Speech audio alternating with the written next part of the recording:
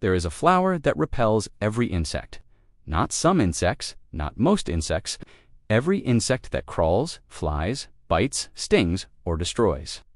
Mosquitoes, flies, ants, roaches, beetles, moths, aphids, spider mites, wasps, fleas, ticks, bedbugs, every single one flower, one simple daisy that looks like something a child would pick in a meadow.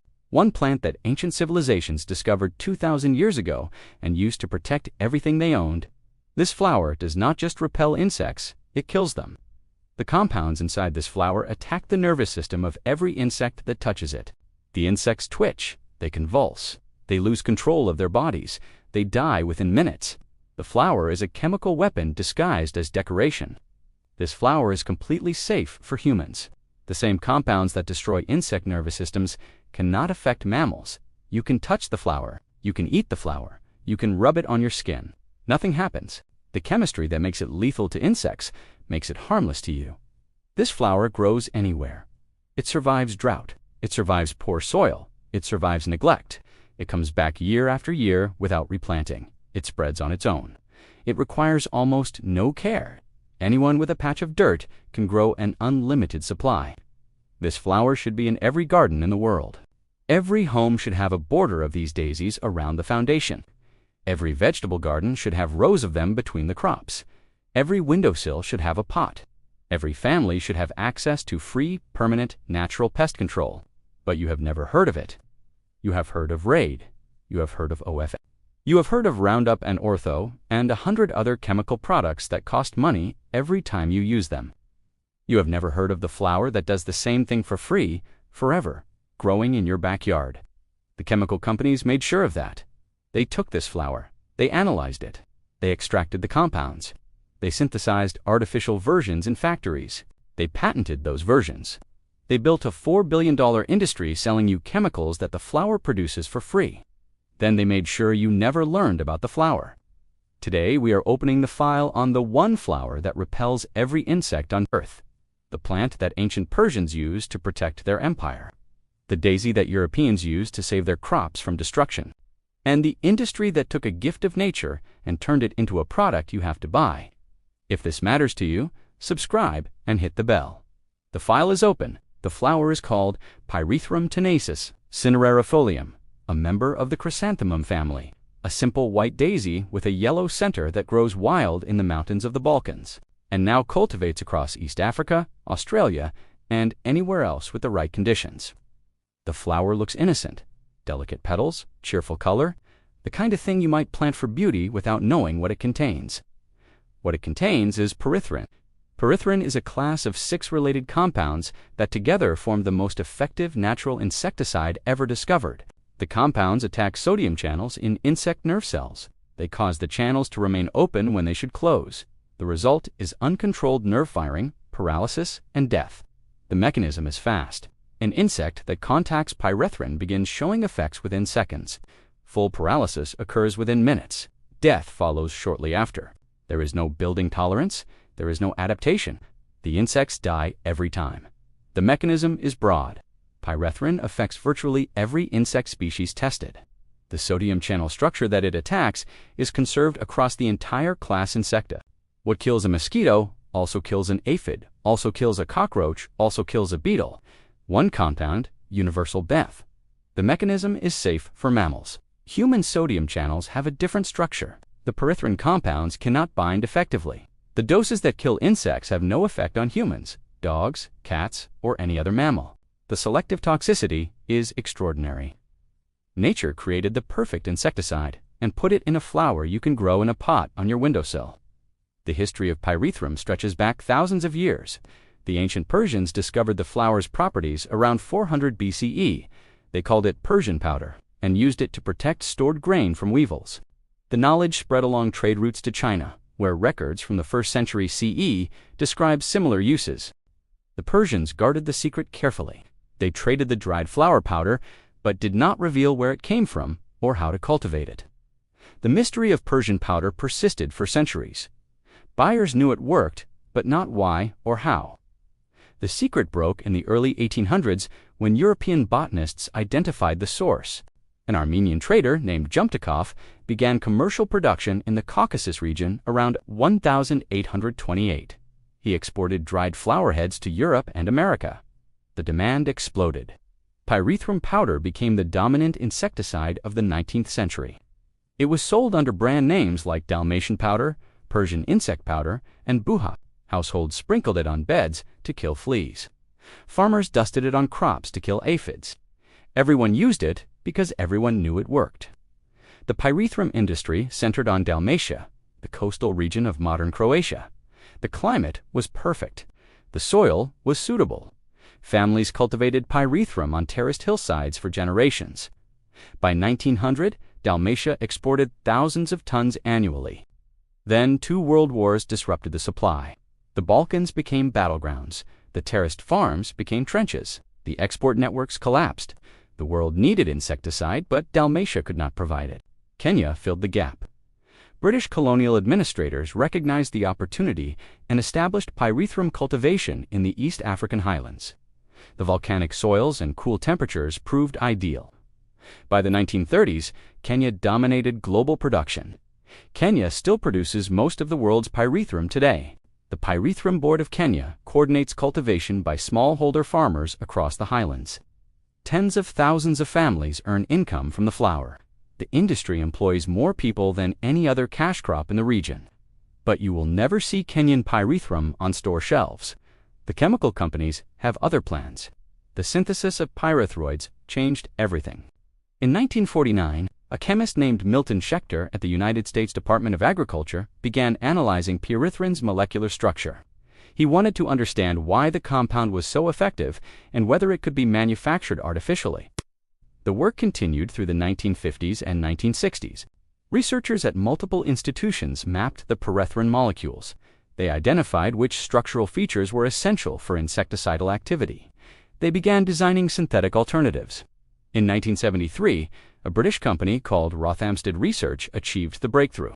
They created permethrin, the first commercially successful synthetic pyrethrin. Permethrin mimicked pyrethrins, structured closely enough to kill insects, but was stable enough for industrial production. The advantages for chemical companies were enormous. Natural pyrethrin degrades rapidly in sunlight. It works wonderfully, but disappears within days. Farmers must reapply it frequently. The instability limits its commercial potential. Synthetic pyrethroids were engineered for persistence. They remain active for weeks or months. One application provides lasting protection. The products became more practical for commercial agriculture. Natural pyrethrin requires flowers. Flowers require farms. Farms require land, labor, weather, and all the uncertainties of agriculture. Supply fluctuates. Prices vary. The business is complicated. Synthetic pyrethroids require factories. Factories produce consistent output on demand. Supply is controllable. Prices are stable. The business is simple. The chemical companies abandoned the flower and embraced the factory. By the 1980s, synthetic pyrethroids dominated the market. Brand names like permethrin, cypermethrin, deltamethrin, and bifenthrin replaced natural pyrethrum in commercial pesticides. The global market for synthetic pyrethroids reached $4 billion annually. The companies did not tell consumers that they had replaced a natural flower with a factory chemical. They did not mention that the original compound came from a daisy. They did not explain that anyone could grow their own insecticide for free. They created brands. They created marketing. They created the perception that pest control requires buying products from stores. They erased the flower from public consciousness. The erasure was deliberate. Consider what the chemical companies stood to lose if everyone knew about pyrethrum. A single pyrethrum plant produces flowers for 5 to 7 years. One plant yields enough dried flower heads annually to make several applications of insecticide. A small garden bed of 20 plants provides a family with all the pest control they need, forever, for the cost of seeds. The chemical industry sells approximately $18 billion of insecticides globally each year. Every home garden that grows pyrethrum is a customer lost. Every farmer who cultivates their own supply is revenue eliminated. The industry responded predictably. They buried the knowledge. They did not ban pyrethrum. They did not make it illegal. They simply stopped talking about it. They funded research into synthetics rather than naturals. They promoted their products rather than the plant. They let the flower fade from memory. The seed catalogs that once featured pyrethrum prominently relegated it to obscurity. The garden centers that once sold pyrethrum transplants stopped stocking them. The agricultural extension services that once taught pyrethrum cultivation shifted to chemical recommendations. Within a generation, the flower that had protected households for 2,000 years became unknown to most people. The erasure was complete. The propaganda against natural pyrethrum is subtle but persistent. The industry does not attack pyrethrum directly. Instead, they emphasize its limitations relative to synthetics. They note that natural pyrethrin degrades in sunlight, requiring more frequent application. They note that it costs more per application than synthetic alternatives. They present these facts without context. The context they omit is that you can grow pyrethrum for free. The cost per application becomes zero when you produce your own supply. The degradation in sunlight becomes irrelevant when you can harvest fresh flowers continuously. They also omit the downsides of synthetics.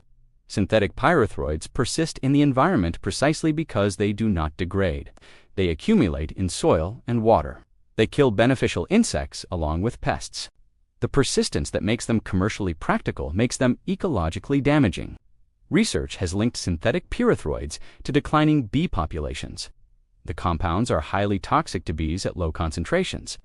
Bees exposed to pyrethroids in agricultural areas show impaired navigation, reduced reproduction, and increased mortality.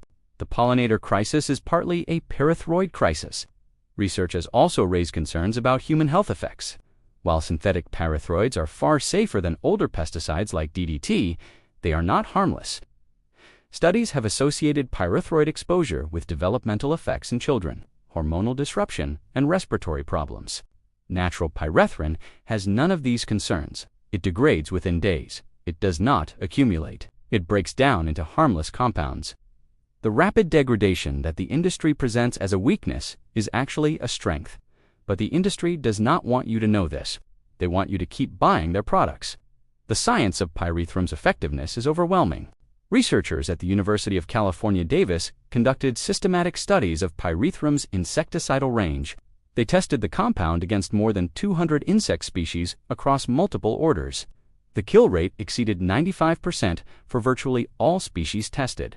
The exceptions were revealing.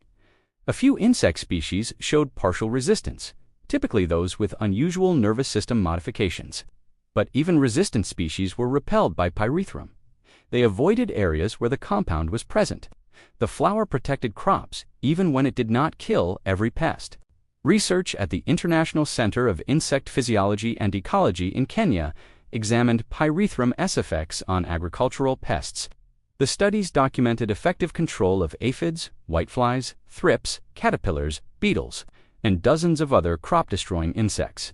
The natural compound matched or exceeded synthetic alternatives in efficacy. Studies of household pest control showed similar results. Pyrethrum eliminated cockroaches, ants, flies, mosquitoes, bedbugs, and fleas with consistent effectiveness.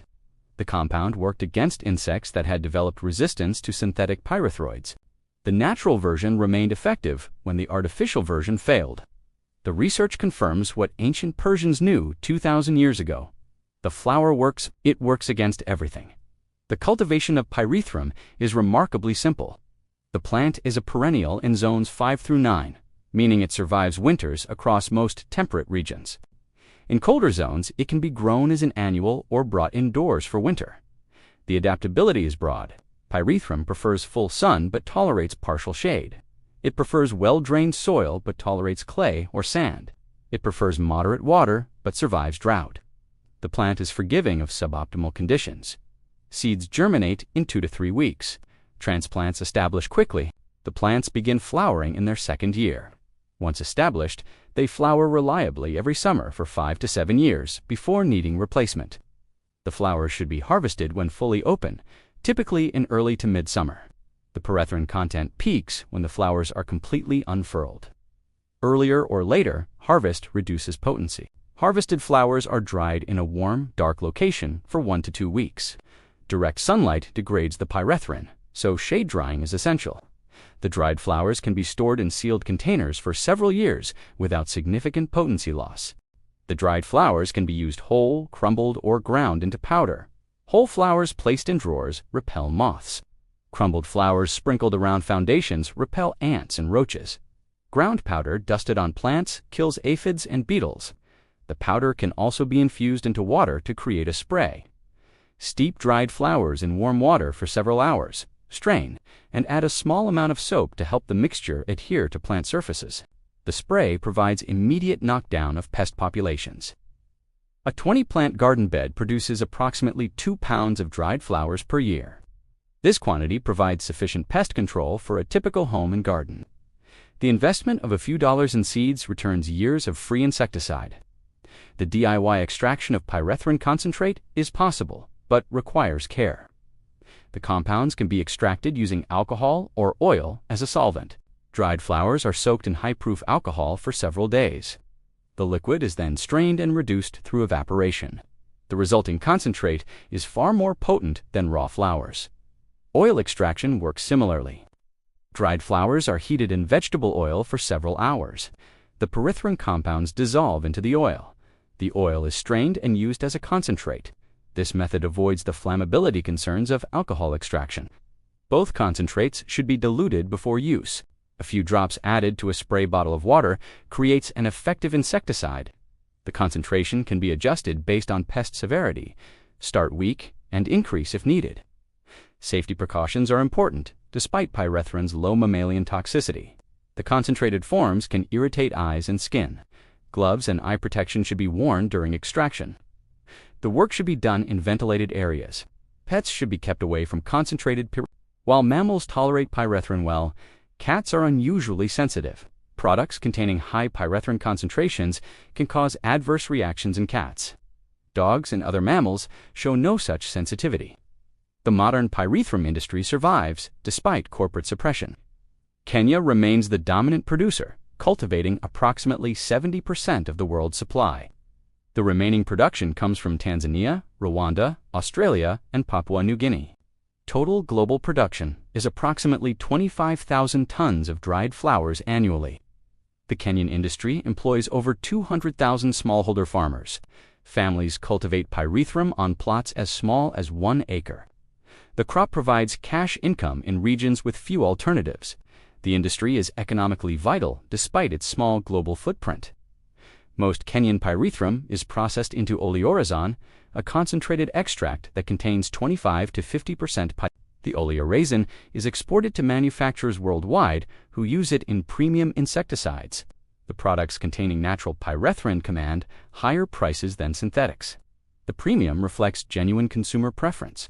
Natural products appeal to organic farmers, health-conscious households, and anyone skeptical of synthetic chemicals. The market for natural pyrethrin grows while synthetics face increasing regulatory scrutiny. The irony is bitter. The chemical companies that tried to replace pyrethrum with synthetics now face a market that increasingly prefers the original. The consumers they manipulated for decades are learning the truth and rejecting their products. The regulatory environment is shifting against synthetic pyrethroids. The European Union has restricted several synthetic pyrethroids due to environmental and health concerns. Chlorpyrifos, a related compound, was banned in 2020. Restrictions on remaining pyrethroids are under consideration. The regulatory trend is toward greater restriction. California has implemented similar measures. The state classifies several pyrethroids as toxic air contaminants. Agricultural use requires permits and mitigation measures. Urban use faces increasing restrictions. Other states are watching California's approach. The restrictions reflect accumulating evidence of harm. The declining bee populations, the contaminated waterways, the developmental effects in children. The science that the industry suppressed is now driving policy. Natural pyrethrin faces none of these restrictions. Its rapid degradation means no environmental accumulation. Its selective toxicity means minimal non-target effects. Its safety profile withstands regulatory scrutiny. The flower remains permitted while the factory faces bans. The companies that abandoned natural pyrethrin for synthetics made a strategic error. They chose short-term profits over long-term sustainability. They are now facing the consequences. The home gardener can opt out of the entire chemical industry and plant pyrethrum in your garden this year. Let it establish through the first season. Harvest flowers beginning the second year, process them into powder or spray. Apply as needed for pest control. You will never buy Raid again. You will never buy mosquito spray again.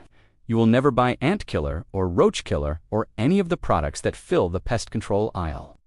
You will have everything you need growing in your backyard. The savings accumulate. The typical American household spends between $100 and $300 annually on pest control products. Over a decade, that amounts to thousands of dollars. Over a lifetime, tens of thousands. All of it unnecessary when a simple flower provides the same service. The independence is more valuable than the savings. You are no longer dependent on supply chains, store inventories, or corporate pricing decisions. You control your pest control. No company can raise prices on you. No shortage can leave you vulnerable. No manipulation can affect you. This independence is precisely what the chemical companies feared. They built their business on your dependence. They erased the flower because it threatened that dependence. They hoped you would never learn. You now know what they did not want you to know. You know that pyrethrum kills every insect. You know that it has been used for 2,000 years. You know that it is safe for humans and mammals. You know that anyone can grow it. You know that the chemical companies took this flower, synthesized artificial versions, and built a $4 billion industry selling you what nature provides for free. You know that they suppressed knowledge of the flower to protect their market. You know that they manipulated you. You know that the synthetic alternatives they sold you are damaging the environment. You know that bees are dying from their products. You know that children are being harmed. You know that the regulations are tightening because the harm is undeniable. You know that you can escape the entire system by planting a simple daisy. The flower that repels every insect is waiting for you. Seeds are available online for a few dollars. Transplants are available at specialty nurseries. The knowledge that was hidden is now open. The chemical companies had decades to keep you dependent. They used those decades to profit. They used those decades to damage ecosystems.